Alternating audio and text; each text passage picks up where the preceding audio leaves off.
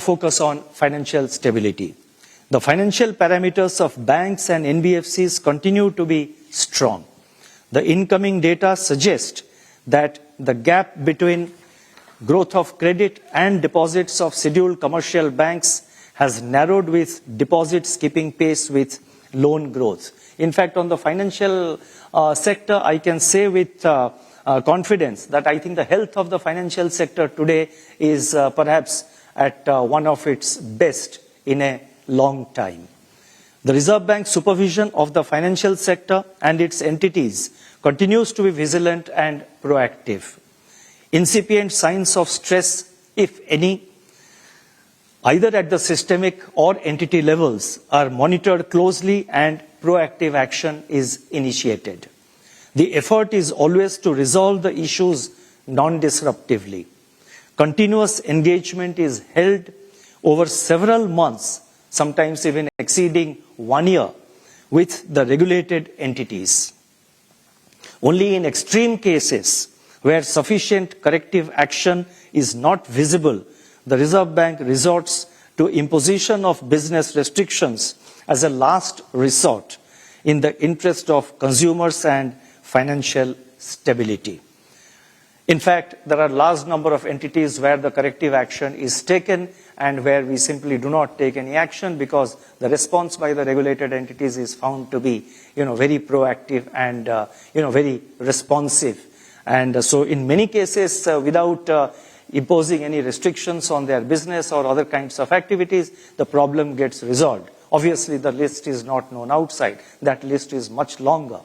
And the total number of entities, I'm not being defensive about it or in any way. Why I'm emphasizing on this is that this is something which we have to do in the interest of stability of the system as well as the stability and health of the individual entities.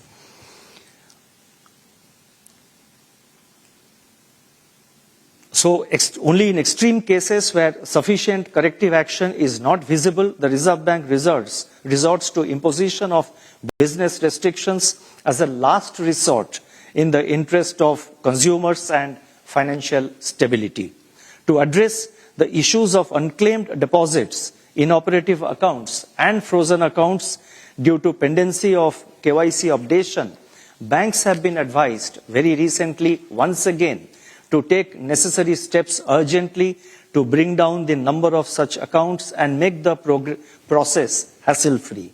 Further, banks have been advised to segregate the accounts of beneficiaries of various central and state government schemes through direct benefit transfer, that is DBT, and facilitate uninterrupted credit of the DBT amounts into their accounts and also utilization of the DBT amounts by the account holders. And we have advised the banks to do it without inconveniencing such vulnerable segments of customers, because the DBT beneficiaries are usually, and they are the vulnerable sections of the society. So being fully mindful of that, we have emphasized that there should be a kind of a seamless and smooth flow of DBT amounts into the bank accounts of such individuals in a situation so that it facilitates, the individuals to withdraw the money to meet their various requirements. Progress made by individual banks in this regard will be monitored by the Reserve Bank. In order to attract more capital flows, it has been decided to increase the interest rate ceilings on FCNR-B deposits. Accordingly, effective from today, banks are permitted to raise FCNR-B deposits of 1 year to less than 3 years maturity at rates not exceeding the ceiling of overnight alternate reference rate, that is overnight ARR, plus 400 basis points as against 200 basis points at present. So in addition to the overnight ARR, currently the banks are allowed a spread of 250 basis points that is being increased to 400 basis points. Similarly, for deposits of 3 to 5 years maturity, the ceiling has been increased to overnight ARR plus 500 basis points as against 300 basis points at present. This relaxation will be available till 31st March 2025. I shall now announce certain additional measures. I again request your patience because the additional measures, they are very important.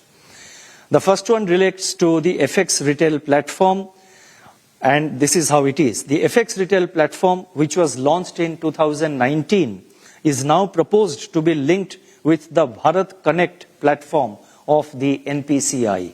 This would enable users to transact on the FX retail platform through mobile apps of banks and non-bank payment system providers. This will expand the reach of FX retail platform, enhance user experience, and promote fairness and transparency in pricing with adequate safeguards. The second announcement relates to introduction of secured overnight rupee rate, SORR, a benchmark based on secured money markets. With a view to further develop the interest rate derivative market in India and improve the credibility of interest rate benchmarks, the Reserve Bank proposes to introduce a new benchmark, namely secured overnight rupee rate, that is SORR, which is based on all secured money market transactions, that is overnight market repo as well as TREPS. The third announcement relates to Connect to Regulate, an initiative for open regulation. As part of Reserve Bank's consultative approach in framing regulations, a new program, namely Connect to Regulate, will be launched under the ongoing RBI at 90 commemorative events. A dedicated section in the Reserve Bank's website will be made available for stakeholders to share their ideas and inputs on specific topics. So we will give out a specific topic on that. We are not going to upload a discussion paper or anything, but we will just mention the topic, and we would like all stakeholders to give their opinion, suggestion and thoughts to the RBI. So it is that makes our process of consultation much wider and much more flexible, which has been our approach over the last few years.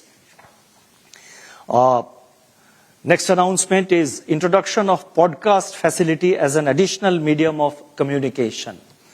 Over the years, the Reserve Bank has expanded its communication toolkit and techniques to enhance transparency and better connect with the people. In continuance of this endeavor, the Reserve Bank proposes to add podcasts to its communication toolkit for wider dissemination of information. And the next announcement which I am going to read out is very important for the agricultural sector, especially for small farmers. And that relates to collateral-free agricultural loan enhancement of limit. The limit for collateral agricultural loans was last revised in 2019. Taking into account the rise in agricultural input costs and overall inflation, it has been decided to increase the limit for collateral-free agriculture loans from rupees 1.6 lakh crore per borrower to rupees 2 lakh per borrower. This will further enhance credit availability for small and marginal farmers.